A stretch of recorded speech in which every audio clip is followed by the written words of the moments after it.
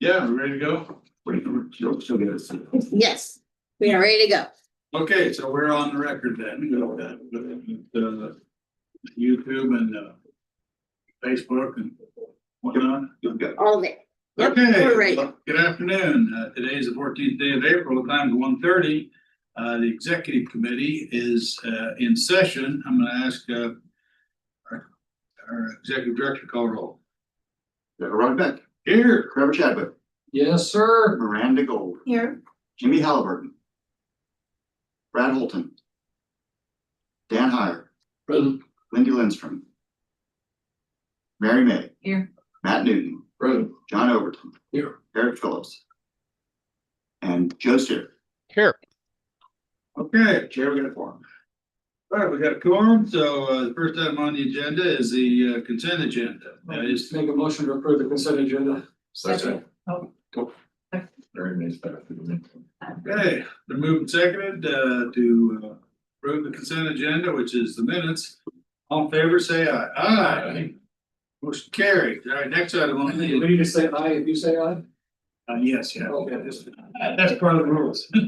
That's buried deep in the company's agenda. Bylaw.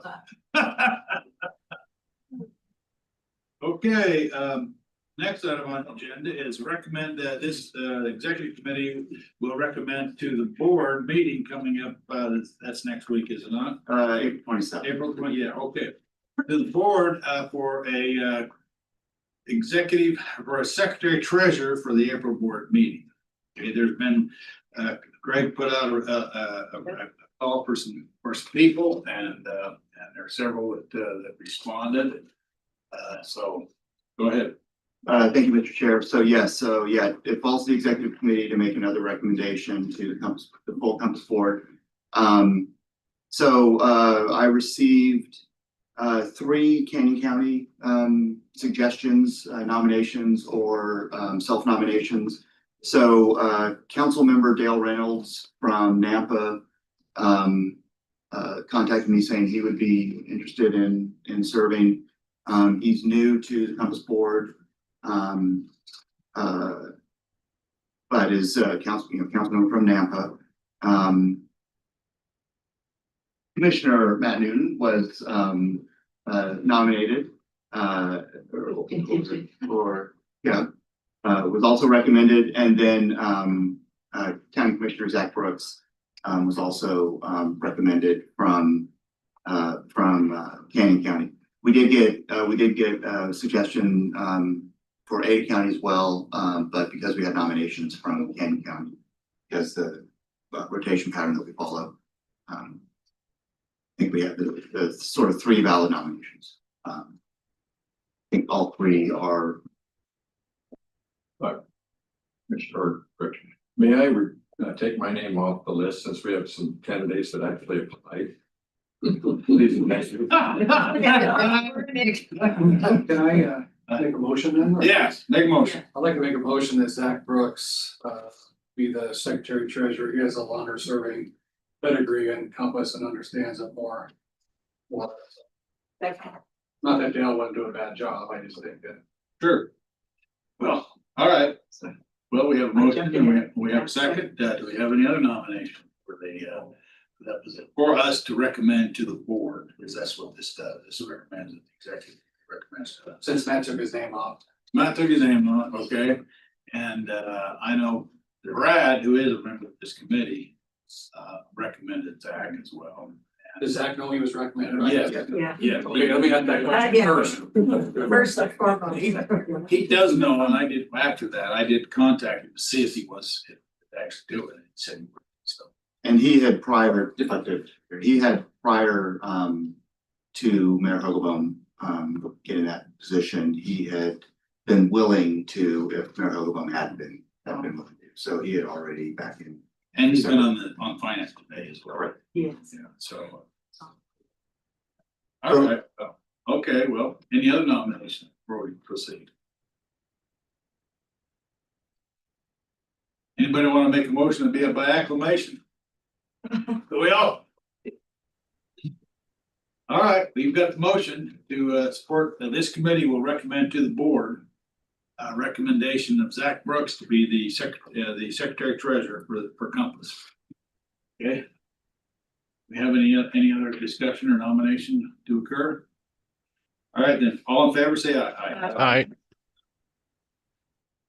Any opposed? Any? All right, Mr. Chair, if I could, I'll reach out to Dale Reynolds because, assuming that Commissioner Brooks advances to Secretary Treasurer, that'll create an opening from Canyon County for the Finance Committee. So I'll reach out to him, see if he's interested in serving on the Finance Committee. And that way he can still, engage. okay, all right, well. And the chairman makes that nomination, correct? Correct. Yes. I'll do that on. All right, just want to clarify that. Okay, thank you. Now, now, Craig's gonna give us an update on the legislature. Like we said, to the session. Thank you, Mr. Chair. Yeah, go ahead. Let's get a second just to bring up the slides. Make sure that. Let's say sarcasm.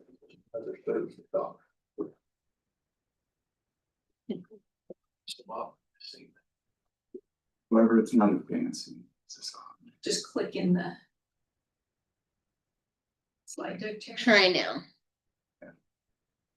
Okay, great. So I'm gonna give as quick of an update on the 2026 session as possible. So as most of you know, they adjourned on April 2nd. There were about just over 1,000 bills total introduced. The budget was the primary topic throughout most of the session. Compass and our team of government affairs consultants tracked about 15 to 20 specific bills or issues, and I'll run through a bunch of those near the end of the presentation. Just a reminder, some of the things that we undertook this session, we hosted the reception in February. It was pretty well attended. And most of our engagement throughout the session until the final week or so was really focused on trying to testify and present about the need for the state to focus on or to put an effort into a revenue study. And we were going to try to talk about the Compass revenue study that we'd undertaken last year. So lobbyists, like I said, our lobbyist team really focused on revenue issues, on funding for transportation, and then the distribution of funding that happened at the state level. And then just a reminder too, that relating again to revenue, we had a guest commentary published in the Idaho Press. Thank you, the Idaho Press, somewhat early in the session, calling for the need for revenue, long-term revenue study, and so we'll keep that idea alive as we get through the rest of the session. So first thing I'm going to talk about, and I've kept this slide active. I've shown it a number of times now. And so I'm just going to say it's a Compass concern. It used to read as a Compass anticipated techno project shifts. Just take number 2 off of that, so we don't have to see that. I wish we could do that for you. So under the enacted fiscal year 26 and then the fiscal year 27 budget cuts, I'd say the concern is that the state may not, that ITD and their board may not be as inclined to conduct their bonding that they had scheduled for fiscal year 27 projects. There's what they're going to do is unclear. Long story short, though, what happened with the budget is the state ended up losing about 10% or about $10 million of anticipated fiscal year 2026 sales tax or strategic initiatives funding. That amount may or may not be sufficient to affect their bonding thinking this time around. We really won't know until their board has a chance to discuss, and their board will be meeting Thursday. This is not on their agenda, but it would not surprise me if it comes up as part of their legislative wrap-up discussions. So we'll be monitoring that pretty closely. But the basic issue would simply be that they would delay their bonding activities. They may or may not decide to delay their bonding activities by probably a year, but potentially more. It's kind of unknown at this point. And that would trickle down into some of the projects in our region. Now they have committed not to have there be an impact yet, but until we actually see it. Okay, because I mean, you guys bring this message, I had a different message from them the other day. It's frustrating. Until their board acts, right, I think until their board actually decides what provides them with guidance. You know, they have a general policy that they're gonna focus first on operations, then preservation, maintenance type activities before they move to expansion projects. And so all of the tech and projects fall into that expansion category. And so they're gonna happen after the other stuff. Sorry to interrupt. Do you have any idea when the board meets to see when that approval would take place? So their next meeting is this coming Thursday, but this discussion is not on their agenda. However, we will monitor that meeting and because they could discuss in their legislative summary, or I can't remember what that item's called, but in their legislative wrap-up discussion, it could come up. So we'll be monitoring it, but they won't make their formal decision until their May meeting at the earliest. So again, like I said, we're monitoring this very, very closely. You may need to click inside the box again when we move the thing. So we got. Right. Just going back to the strategic initiative program cuts. So in the fiscal year 27, the general fund transfer was eliminated. So that worked out to $110 million that was would have been distributed through the highway distribution account following the standard practice. Again, that was a special action of the legislature, but it had been undertaken for a number of years already. And so a lot of people were treating it as if it exists, as if it was an ongoing activity. But that was 110 million for local governments and 165 million for ITD. The Compass regional impacts on that, that's a total of about $31.5 million from that 110 million that a lot of our local governments would have probably been anticipating, and that won't be, that's not in the budget right now. There was also a $45 million holdback for fiscal year 27 or 26 that had been proposed late in and that had already been enacted. And then late in the session, the legislature restored just under 33 million of that. And there are a few places in this presentation I'll just note where it says pending. The governor has apparently signed all of the remaining outstanding bills. And so those that say pending are actually enacted now. So late in the session that was restored, and then our lobbyist, along with I think the highway districts primarily, worked to change the law with another last day piece of legislation that specified that the split of that 32.8 million, that 40% of that would be distributed to local agencies through the highway distribution account. And so it was originally set that it was that roughly 13 million was going to go to LTAC, and then it would be applied, distributed through some kind of a grant process for shovel-ready projects that may or may not have resulted in many of these coming back to our region. So we do think that we helped bring in not a huge amount, but about another 3.5 million or so that gets distributed to local agencies with highway responsibilities. Overall, the next 2 pages are showing sort of what we say the successes or the items that we were closely monitoring.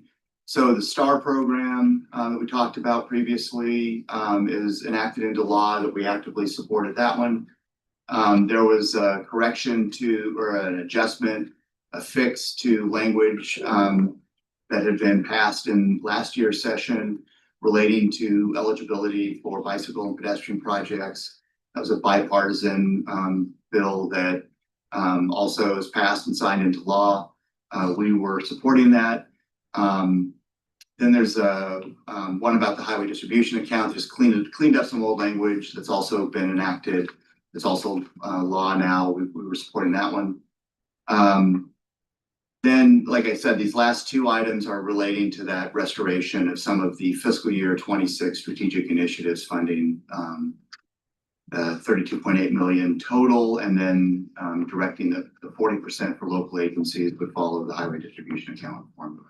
And we were very active in supporting both of those directly with contact and lots of communication with members of JFAC.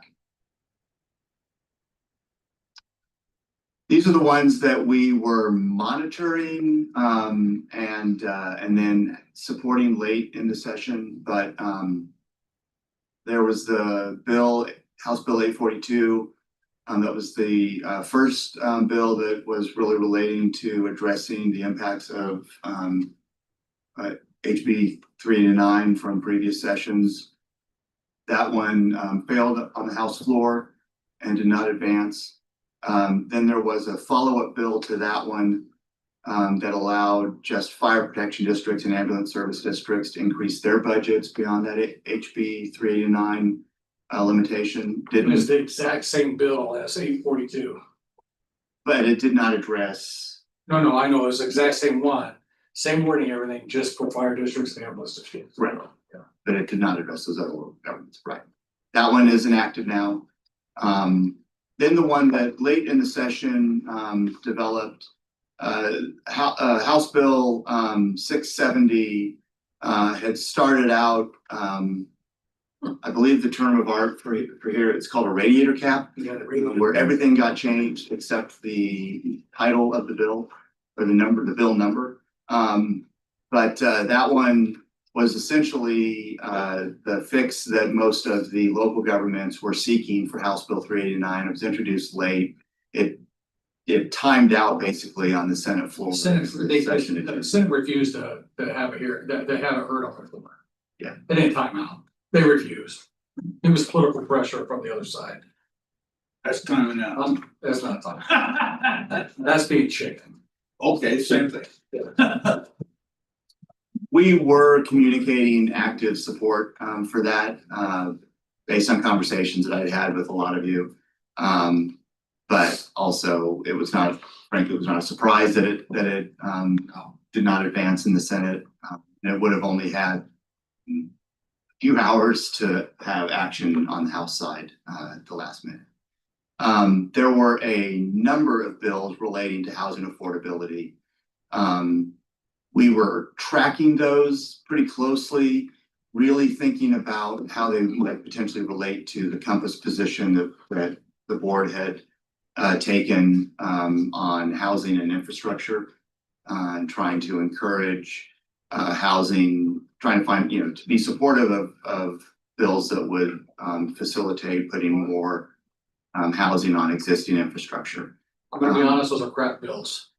Every one of those housing bills that they did are not, they don't solve the problem that they were trying to achieve, except for creating problems for the locals.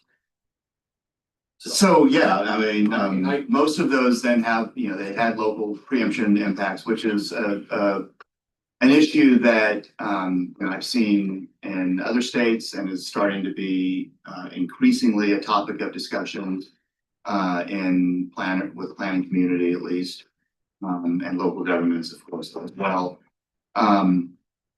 Some of those passed, some of them died. They were very confusing, not confusing, but it was a convoluted process with bills being introduced, held in committee, new forms of the bills being introduced again.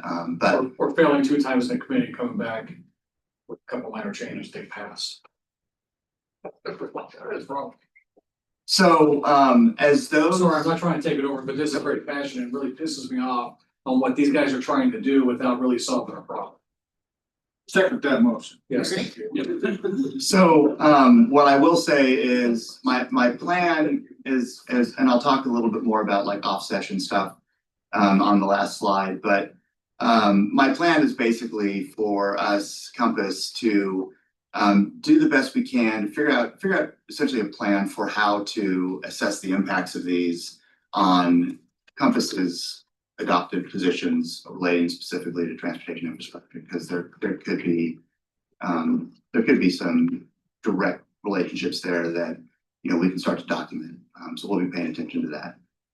Another couple of bills that one of them was held in committee, or I don't even know if it had a hearing. But it was going to address the question of that, you know, it was affecting a couple of our jurisdictions where the city crosses into another county. And needs to provide, need to make sure there's a way to provide the highway district type functionality in those areas. And so I think that will probably come back in a different form next session. It will, and just so everybody's clear, Star and Eagle are the only two cities with portions of that are in a section that have zero state highway funding coming to them. Zero. So that was supposed to fix that. Representative Palmer kind of tried to convolute that a little bit, which he held his bill, thankfully, and then pressed forward with that. And I think that's the version that might come back, just so you're aware. Yeah, no, we'll be monitoring that, and to the extent that we can, trying to discuss getting those set up, right? So the last one I'll just mention is a bill that changes the way that the director of 3 state departments is appointed. One of those is Idaho Transportation Department. So the governor now appoints that position rather than the ITD board. And then the appointments are subject to Senate confirmation, like most others in the state. So the reason we're just monitoring it is that it could potentially change some of how ITD operates and functions a little bit, and it could also start to change some of the interactions then between Compass and ITD and like what is prioritized and so on. So we're just going to be monitoring potential impacts or changes as that bill. Was that a push by the governor or by the Legislature. Frankly, the transportation piece of it did not receive much attention, but Parks and Rec or Parks and Wildlife. Fishing game. Fishing game It was Parks and Rec, the fishing game and Parks and Rec, the Parks. are the other and two. Rec is who got it. Parks and Rec. Yeah, Thank we you. got all the. I'm still learning my state agencies, Yeah. everyone, so. Yeah. That's interesting. But there were some concerns about what that might do to some, one state park in particular. Whether the land transfer would still be legal, I guess. Probably part of what the legislature was doing is the governor had major influence on those appointments in any event. I guess this just formalized it. Right, the governor appointed the board, obviously appoints the IT board, and so the IT, you know, indirectly the governor is really related to that. But the Senate did not have confirmation over That was the main the difference. director appointment position. Because I've never seen a governor yet that didn't have a major influence in who the ITD director was. Yeah. Not a man, I mean, really. I've worked in 2 states where the governor actually sits on the transportation board. Interesting. And so that's certainly not a new, so.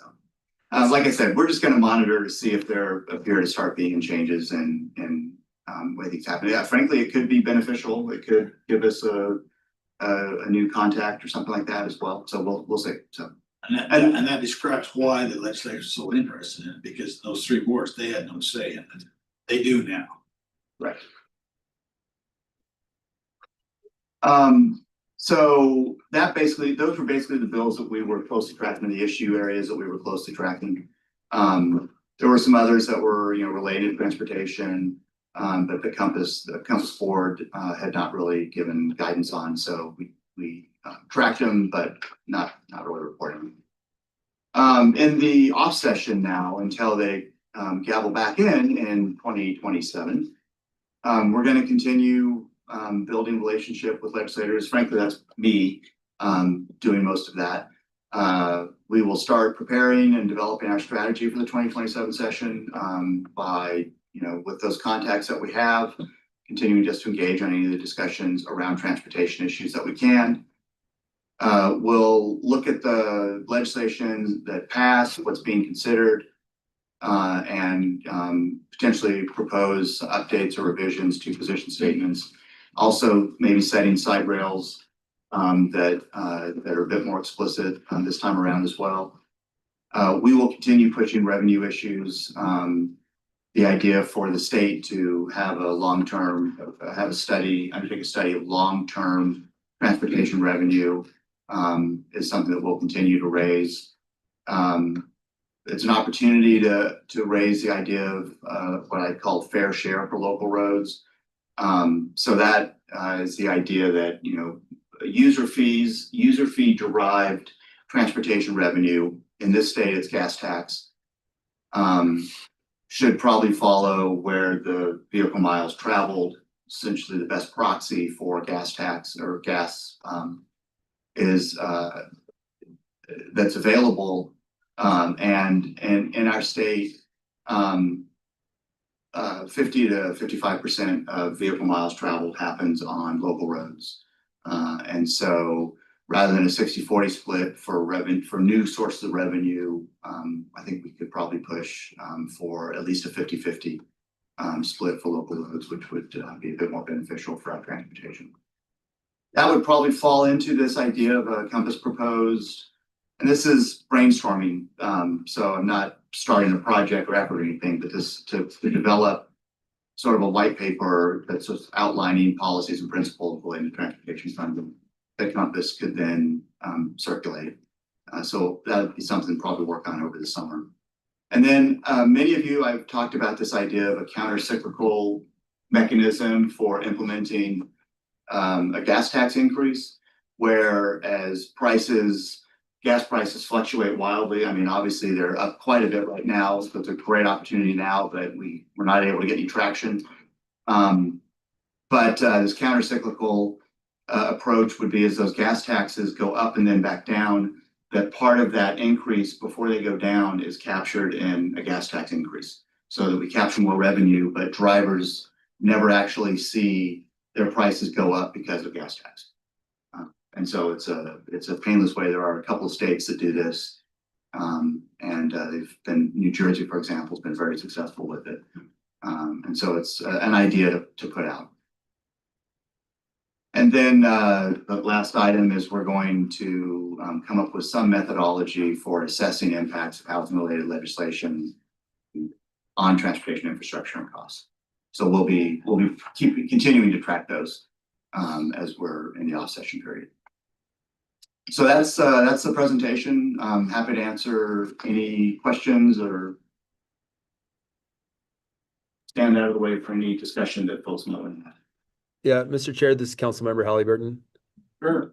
Yeah, just a quick comment on that, Craig. Appreciate you putting together sort of the policy paper on transportation funding. I think it's good to get that work started early now, so that we can start figuring out who are the other people we should be in conversation with, whether those are legislators or other potential, partners who might be looking, at something similar as how this would be helpful. And I can think of AIC or our county's group or different things like that. So just appreciate you doing that work there, and appreciate you kind of getting started early, because I think that that's a long battle. And so, getting as many folks on board and kind of understanding what those mechanisms might look like early on will be helpful. So thank you.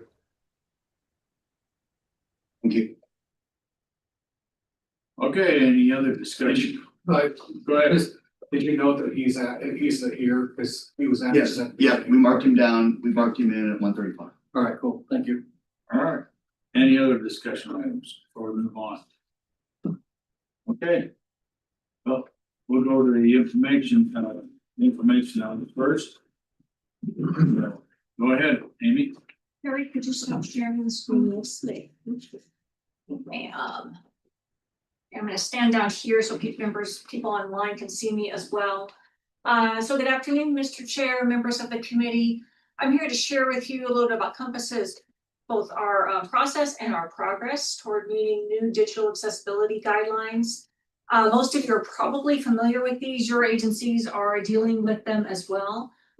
Essentially, the digital accessibility guidelines are new, relatively new rules that describe how online resources need to be made accessible to everyone. So it includes everything such as making sure that your website can be easily read by somebody using a screen reader, to making sure that the colors you're using are easily discernible by someone who is colorblind, to ensuring that somebody can use your website using just a keyboard, as opposed to using a mouse, and different types of digital accessibility.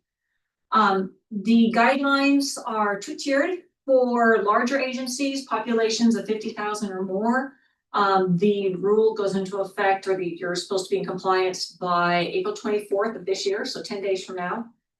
For agencies with or jurisdictions with a population of under 50,000 and special jurisdictions, that deadline is a year out. It's April 26th of next year.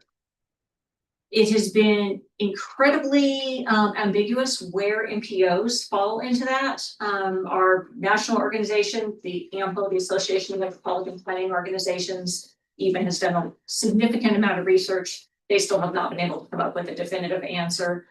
We are assuming that we fall under the first deadline, because by definition, you form an MPO when you reach a population of 50,000. So because of that 50,000 threshold, that seems to make sense. So we are essentially going with the more cautious, more conservative deadline and working for it this year. All of your agencies, I guess I can't necessarily say all, most of your agencies I know are working on this, potentially all. We've been having a lot of conversations with all of our communications staff throughout the valley, helping each other out, providing guidance, providing examples. So people are really on it. Just to let you know what this will impact, this will be websites, including PDF documents or other documents that are located on websites, maps, apps, that type of thing, all social media, and emails. There are other things as well, but those are really the three big types of things that will impact most of us. There are several best practices to do to be in compliance. The first of all is to develop a plan of how you will be in compliance. We have done that. We have an internal plan and we're working through it. The second one is to put a compliance statement on your websites that essentially says, we're aware of the regulations, we're doing our best, contact us if you find something that's not compliant and we will help you access it however you need. And we have that developed and it is on our websites. A third process is simply implementing that plan, working through making future items compliant and going back and remediating older items that are on websites, whether it's the website itself or older PDF documents. There's also a component that I've been working with Meg on contract language for new contracts, for consultants for us, letting them know that any work projects that they prepare on our behalf need to meet those requirements. And we've also been in discussion with consultants that are currently under contract of how we can meet those requirements if we don't already have it included in their previous contract. The main goal really is main goal is to provide accessibility, but as we're working through it is to continue to show good faith effort and continue to show progress. Every training that we have been in has said the same thing, that no one is going to ever achieve 100% accessibility, that it's essentially a moving target, and the goal is to essentially continue to make progress, continue to have your website and your PDFs and other aspects more accessible all the time, and find ways to make those items that are not accessible available in other formats, whether it's reading it to somebody, whether it is doing a one-off to create something that is accessible. We are making progress. Actually, we have software that tracks our progress as well as helps us with our accessibility. And I also have a tracker on my whiteboard in my office that shows our progress month over month. Bottom line is, we're on it, we're working on it, we're very aware of the requirements. We've been getting training. ACHD put on a great training in January of this year. We've been sharing resources with our members. City of Nampa and Valley Regional Transit in particular have been really far ahead of the game and have been sharing resources with the rest of us. Our staff has been being trained, and then we've been working with the rest of our communication staff has been trained, and we're working with the rest of Compass staff on training, and we are working towards that and making progress. So just wanted to let you know that was out there. A couple of things you may see that are going to look a little different. They're going to have a huge impact. You may have already noticed that your agendas look a little bit different. Terry has made some changes to the format to make them more accessible. So you may have seen some minor changes there. You may see some small changes on our website in terms of structure or organization or format, but there shouldn't be a whole lot that you will really see that will be noticeable to you or will affect how you are interacting with the website or with our printed products. So bottom line, we're on it. I'm happy to answer any questions. Thank you. Thanks, Amy. Any questions? Nope, hearing none. Thank you. Okay, we have director's report. Thank you. Yep, thank you, Mr. Chair. So, the only item I really want to touch on is, this committee will have, my performance review coming up next month.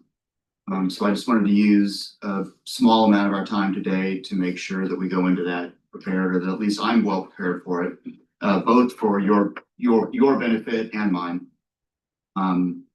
This will be, my first review as executive director, so I just want to make sure that the committee and I are aligned and that I'm prepared and can provide any information that the committee wants to have in order to conduct that. I don't know how it's been conducted in the past. I think it went into executive session. I don't know how formal or informal that process was.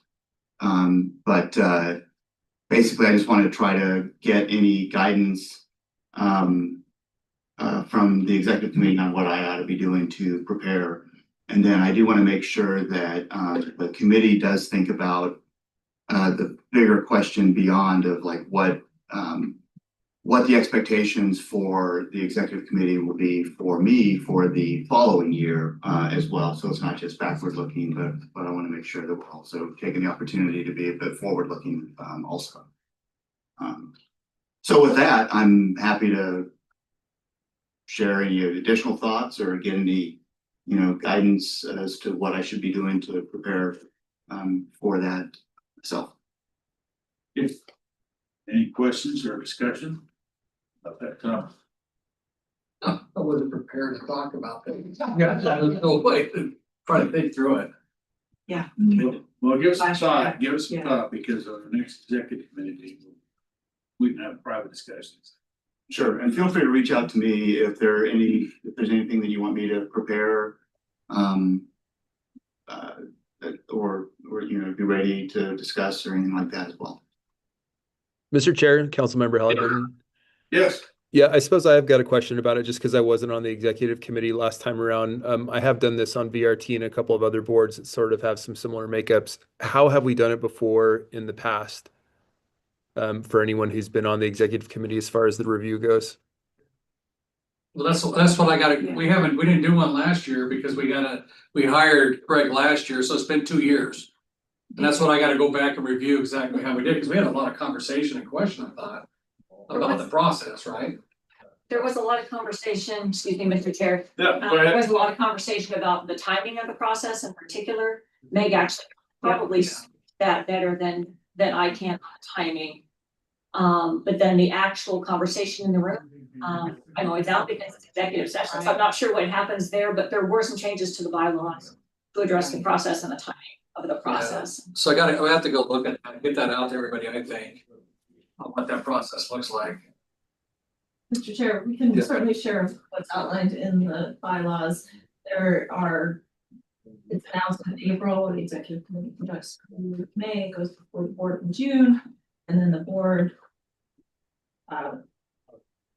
less around the review document and commentary on performance and more around salary adjustments. And that was where a lot of the conversation occurred because there was some confusion as to effective date. So it is stated in the bylaws that the board makes a decision in June. And that any adjustments are effective October 1 of the upcoming fiscal year. And we can certainly share the bylaws document, it's outlined in some detail there. Yeah, that'd be a good idea. I Exactly. think if you could share the, just the bylaw section that deals with, that issue with all. And so we can talk about it amongst ourselves. Yep. Yeah, I think for that conversation, I thought that would be helpful to hear from Craig, just kind of from his perspective, his overview of the last year, lessons learned, and you know, any takeaways from this last year that he plans to take into next year. I think that would be helpful information. And that was, Mr. Chair, and that was kind of the process that we were engaged in before when we did it. Well, and that would, That was very helpful. of course, that is part of what the executive is about, is about what you've accomplished during the year and some of your goals, objectives for the next year. That's just a standard part of the, and you can give us a sense of what's contemplated in the board as well. But I can't, did we establish goals last year at all? I mean, Well, we set up the, basically, in a job description, That's that's what all I've got got. set of goals. But we didn't have goals specific. I don't remember if we did we set it, I would, but I mean, even at the hiring point for him and starting in February last year? Year Yes, ago? starting February. Started then. Okay, No, all I've been operating from is the job description, and then, there's a ton of regulations and so on as well. That's what, so but maybe send that out all aboard, all of them. Second. Chairman, Yes. would it be prudent to actually get the goals from 2 or 3 years ago so we could see what they were and how we're. So we have, Do we have anything? man, I'm trying to run this through my head from a couple years ago, but I don't remember if we. Maybe just the job description, so we can all have that fresh in Yeah. our minds as well. Mr. Chair, Mayor, to the best of my recollection, I don't have anything written. Yeah. In the personnel file. I will check and see if there are any probably wouldn't be items. because it's in executive session. Right, That's what right. that is. So just the But I- But proposal. But the Greg himself should be writing these things up, by them to us, I would guess. So I think I meant from the previous Right, reviews, I don't think that I have access to anything that's written. Mr. Chair, yes, Job description. so I think when we got that job description put together, a lot of those expectations were implemented into that. So I think that's kind of in there already. And then beyond that, it's just kind of basic day-to-day accomplishments and work that he's been doing over the year and that type of thing. So that's kind of what we always looked at before, was what that looked like throughout the year. And the big confusion always came with in regards to any kind of a raise. The question was always, well, was it budgeted for? When does it come into play? And all of those things. So I think we got that kind of straightened out, and hopefully that's the way that is. But as far as expectations and that, I think most of those were crafted into the job description. well, that's correct, but some of those can change over. Certainly. We should, yeah. But anyway, if you could send out the job description and anything that's in the bylaws dealing with somebody to all the members of the executive, that'd be helpful, I think. We'll do that. Anything else? That was all I had. Thank you, Chair. All right, well, any other, go ahead. Sorry, Mr. Chair, but do you have could you ask for direction from us to be prepared for next month? Do you have what you need? Well, I think based on that, at a minimum, what I'm gonna do is be looking at the job description and being able to speak to how I've been addressing each of the tasks in the job Okay, description. I just wanna make sure. And we all share our. Well, and in addition, you could set out some goals and objectives that were just part of the job description, but not in detail. Because that's certainly a class, the job description. Okay. I got also, I'm starting to think now, so. Good. I ain't telling you anything. I'll take you to lunch. Thank you doing your homework. Okay. Lunch suckers, yeah. All right, well, the other item on the agenda is the status report of Regional Transportation Advisory Committee, and that's by memo only. Any questions or discussions on that?